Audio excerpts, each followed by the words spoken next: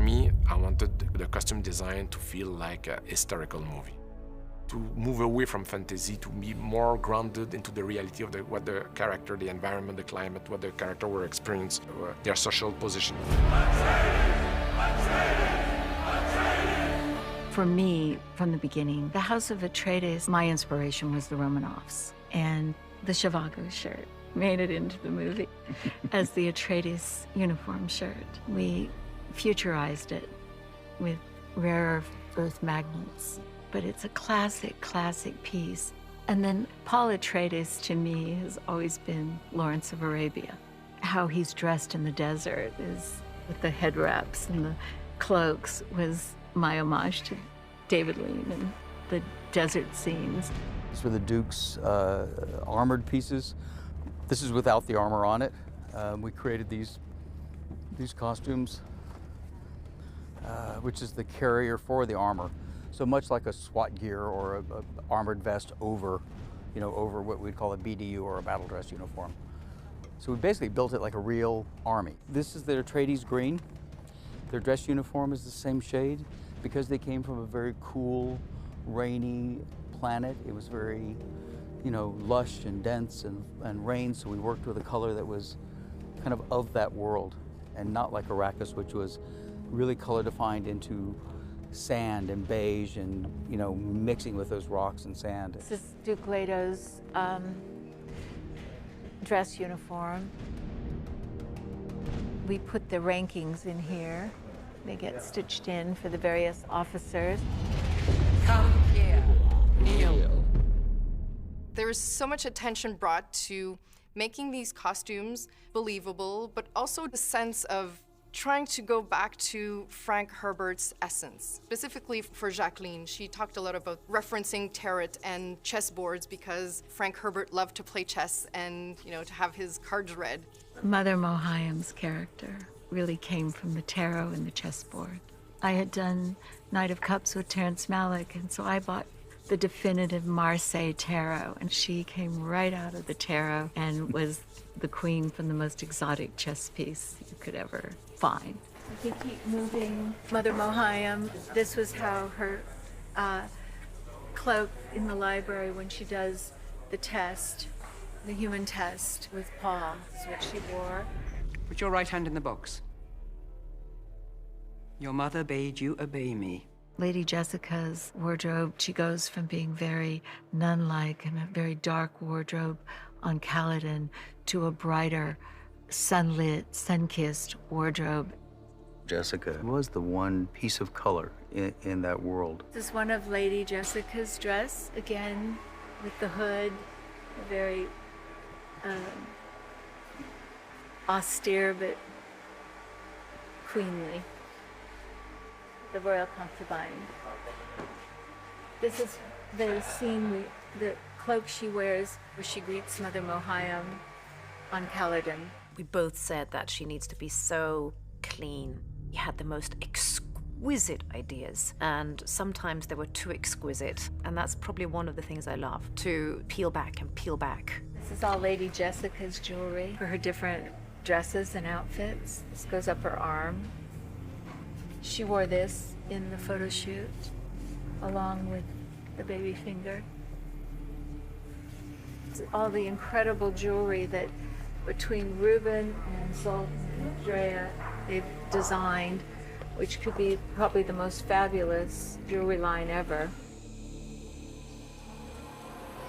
My desert, my Arrakis,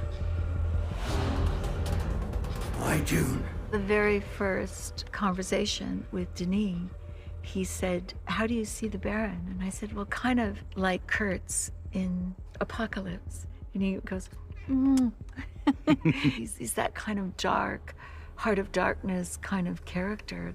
The Harkonnens are very arachnid, bug inspired, with layers and scales and crusts, and even their helmet is very ant-like, and the bodies are spider-like, whereas the Sadakor are more like gladiators, the creatures of the night.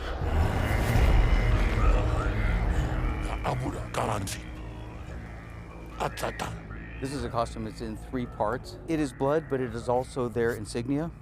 And so they also have this logo, but it was kind of a mixture of blood and marking. So it was kind of a soldier's mark in a way, like, so they're not all the same, but you can see they're quite vicious fighters. That they are the imperial fighters. These are all of the Harkonnens lined up that were made here in Hungary by an incredible sculptor. Gergely Hatai did the actual production of them, and I think he did the most beautiful job. I love the Harkonnen, and it is wonderful to make something that had not been seen before and definitely create a force that you were frightened of. And it might change fashion next year. Don't be frightened. Even a little desert mouse can survive. I want to talk about Keith Christensen.